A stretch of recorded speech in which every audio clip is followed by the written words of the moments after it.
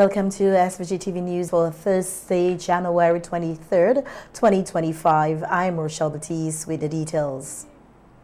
$60 million has been allocated for the St. Vincent and the Grenadines Community College and University Studies in Budget 2025. This represents a 33% increase from last year when $45 million was allocated.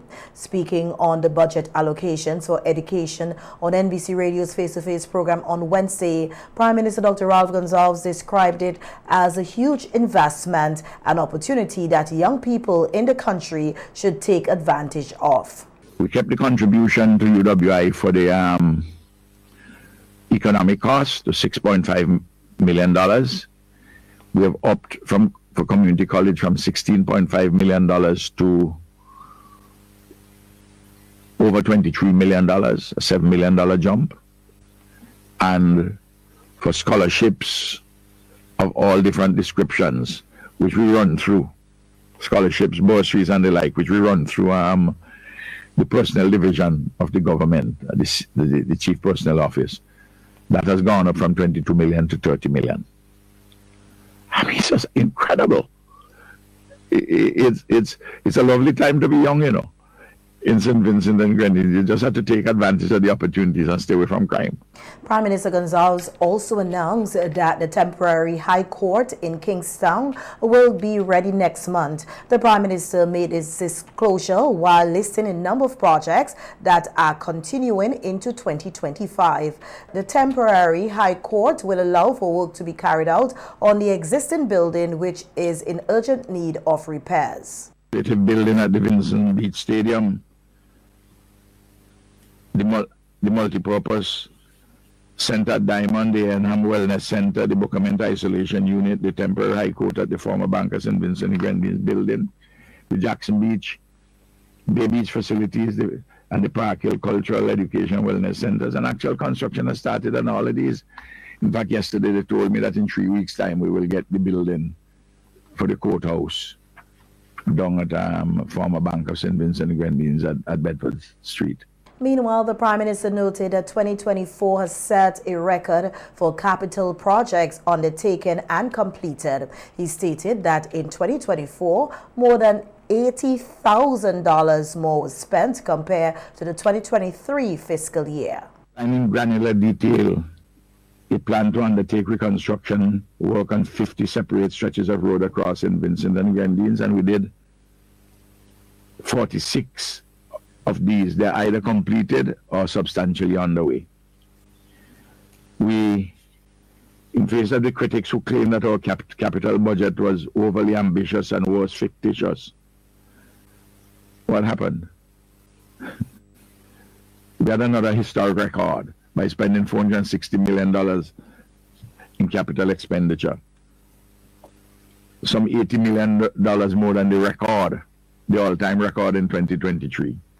This year, the 2025 budget stands at $1.85 billion.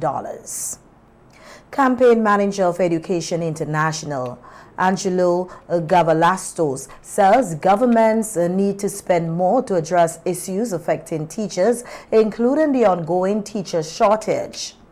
This issue was highlighted in recommendations by a United Nations panel in 2022. Education International, which represents more than 33 million teachers worldwide, has been advocating for greater investment in teachers and public education. Gavalasto emphasized that governments need to listen more to the concerns of teachers and allocate more funding to critical areas. For the better part of 4 decades, 40 years, we were warning governments, there will be consequences. The policies of austerity, the politics of budget cuts, the lack of investment in teachers, there would be consequences. And regrettably, here we are, a teacher shortage to the tune of 44 million. So great is the problem that in August 2022, the Secretary General of the United Nations commissioned a high-level panel, former heads of state, former ministers, experts, researchers, and even including Education International, represented on this high-level panel to focus its attention on the teacher shortage and what needs to be done. That's how significant it's become, that the Secretary-General himself has bought into this.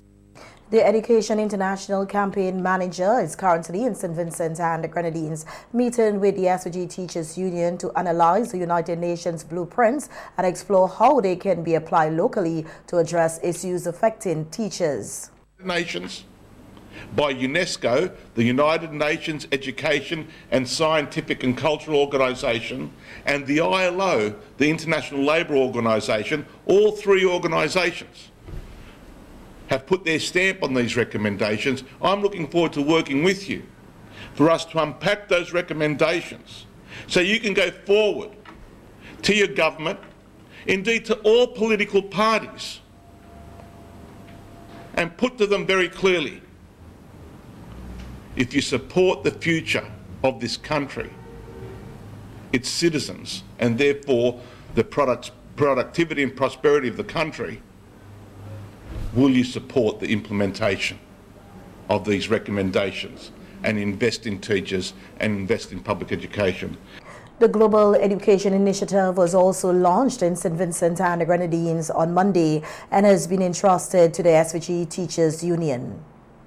In other local news now, we hear that Executive Director of the SVG Chamber of Industry and Commerce, Anthony Regisford, has recognized the late Ken Boyea for setting a high standard in business in St. Vincent and the Grenadines. Speaking to SVG-TV News during the viewing of the body in Parliament yesterday, Regisford described Boyea as a pioneer and trailblazer who never settled for mediocrity. His commitment to excellence made him not only successful but also competitive both locally and regionally.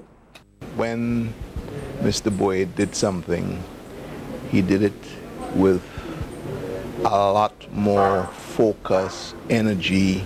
He immersed himself in it because he was not satisfied unless he achieved a very high standard.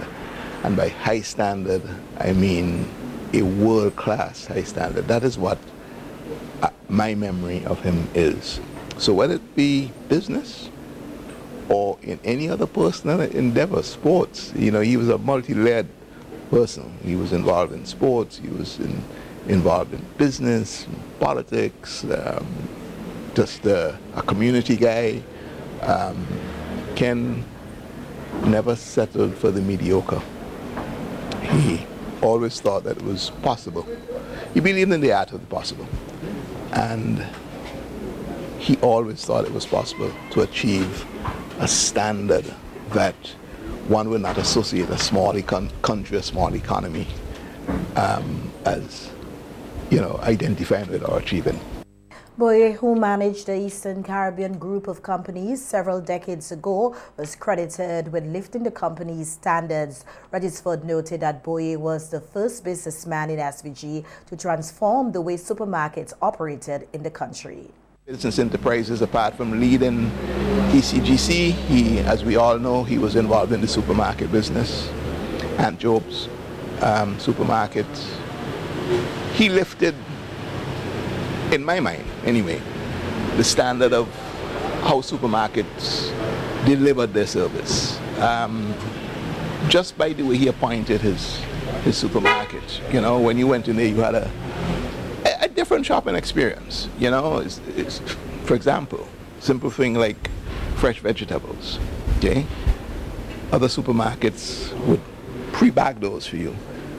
Ken was the first person who started the idea that you can go and choose your own onion or your own sweet pepper and you bag it. Okay? Those seem like simple things, but they're not. You know, they're the fine art of doing or delivering a service.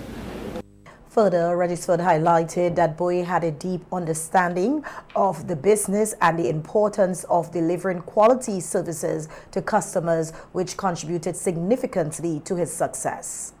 Ken always, in my mind, put the customer at the center of his enterprises. So he started there. He started from the customer outwards.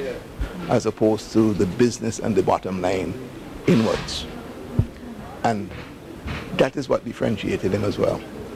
Got him into trouble, I believe, sometimes, because maybe he was too excessive in trying to please the customer, and maybe at times perhaps made more of an investment than he should have. Okay, but he was prepared to err on that side of, he was prepared to make a mistake on the side of the customer than the interest of the bottom line. Okay, all right. From a business perspective, I guess you could say the balance is what you want. However, there's a lesson in what Mr. Boyea did in the way he ran his businesses. The lesson is, okay, your customer is the person that makes your business possible. And Ken knew that. Boyea, who served as a former member of parliament for Central Kingston, was accorded an official funeral by the government of St. Vincent and the Grenadines. Agricultural crimes are on the rise in St. Vincent and the Grenadines, according to Sergeant Marlon Pitt, who appeared on the Cop Chat program on the WFM this morning. Sergeant Pitt revealed that while these crimes are often difficult to trace and solve, law enforcement is committed to addressing the issue with efforts aimed at bringing the perpetrators to justice. Well, Quilla last name is a bit on the rise, I should say. Have a lot of agricultural areas within St. Vincent and the Grenadines. And where livestock and farm produce are concerned, a lot of persons who they farm, they also have animals. But sometimes they also the culprits, because I have dashing, I stole somebody else's dashing and I sold it. So it is hard now for the police to really catch up with them. But you see, sometimes a technical thing, because I could remember one instance, I was working at a particular station, and a farmer, he had some pimento peppers, but he had a big bag of pimento peppers when he took us to his farm. Probably only have about 5 trees, and those 5 trees cannot give him that bag. So there and then, well, yes, he was responsible for the theft of the other person produce. So oftentimes when we're walking through. To address the issue, Sergeant Pitt noted that random stop and search operations are frequently conducted. These operations allow officers to question individuals carrying suspiciously large quantities of agricultural goods. But the problem we're having is that vendors purchasing produce and livestock from persons without farmer's ID. And that is the problem we're having, because sometimes they themselves get themselves in problems. If you purchase something from someone without farmer ID, it might very well be stolen goods. So what I'm really urging also is that the vendors who purchasing these farm produce livestock, make sure, even though the person don't have a farmer's ID, make sure that they document something, the name, address, telephone numbers, the identification number, and all these kind of things. But we do stop and searches very often in the out district. Normally, when we receive certain information, persons in Kingston, we go to the vendors and then we question them in respect of that. Some of them may be able to say, well, all right, John Jones, bring this for me this morning. So we does that, let's say, on a regular basis. Additionally, Sergeant Pitt called for greater accountability during the buying and selling of agricultural produce. He expressed the need for proper identification processes to be in place, particularly when large quantities of goods are being sold. That is the reason why I say that farmers without farmer's ID, because there are legit farmers who does not have a farmer ID. Well, they should be able to present their national ID along with a contact number, their name and their address, because that can be helpful in the event that the police would have intercepted a vehicle with these farm produce. Then they can be able to say, well, all right, this is my book. I purchased these items from XYZ this morning. This is the person name. so that the police can, that will help the police in their investigation. So when you go to that person would be able to say, well, yes, I purchased my animal. Meanwhile, Corporal Henry Hoyt, who is also on the radio program, expressed that livestock are primarily going missing because it is more cost-effective for thieves. Corporal Hoyt advised individuals raising livestock to safeguard their animals by branding them and making identification easier if they are stolen. What suggestions would you give to them? Well, person who have livestock, they could mark the livestock. It could be color coded in terms of they could mark it by the ears with a special mark. So when they see that mark, they will be able to identify it. Okay. So that is something good that the farmers could do. And I mean, agriculture could get involved and assist in doing that. Yeah. It's very important. Would you encourage persons to The Royal St. Vincent and the Grenadines Police Force continues to take steps to remove illegal guns and ammunition from the streets. The SVG-PF reports that on January 21st, 2025, acting on intelligence-led policing, officers executed a search warrant at the residence of a 17-year-old minor in Peterborough as part of an ongoing investigation into the possession of illegal firearms and ammunition. During the search, officers discovered and seized the following prohibited items: 1 round of 9mm ammunition, 1 round of shotgun ammunition, 5 rounds of .380 ammunition, 1 Webley Skumoli 12-gauge shotgun. The release states that the exhibits were properly labeled, secured, and later examined by the gazetted armory of the RSVG Police Force, who confirmed their authenticity and ensured that they were fully functional. The accused appeared before the Serious Offences Court on Wednesday, January 22nd, 2025, where he pleaded guilty to the charges. The court imposed the following conditions: bail granted in the sum of 15,000 EC dollars with 1 surety. The defendant must report to the Chateaubriand Police Station every Monday and Thursday between 8 a.m. and 8 p.m. A curfew has also been imposed.